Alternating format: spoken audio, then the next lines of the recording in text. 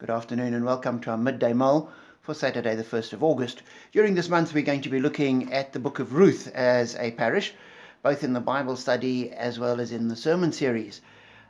Some while ago I was thinking of which book to study in the Bible study and considered Ruth, and then suddenly realized there's a whole lot in this book which I think is widely applicable, and therefore I thought it would be good to use that as the teaching on Sundays. Delayed it to the start of the next month, which happened to be August, and so by God's providence we are now studying a book about a woman and about two women and their actions as they change their lives and ultimately change history during Women's Month.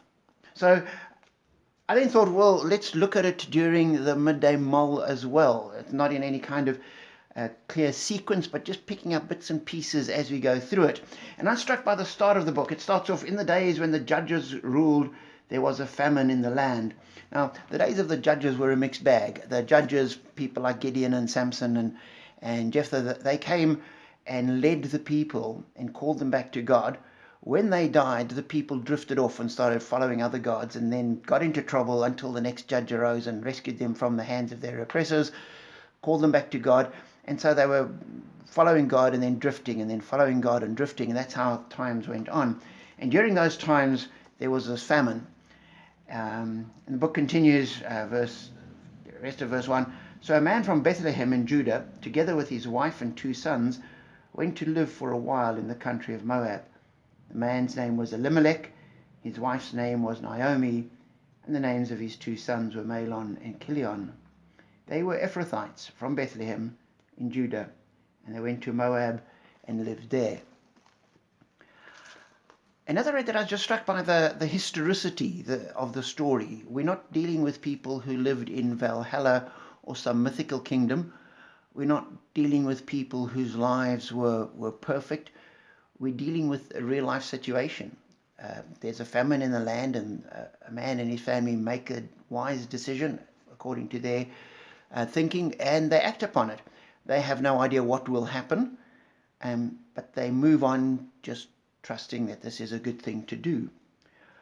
And that's how we all live our lives. And I was struck by, they had no idea that things would go completely pear-shaped as they did.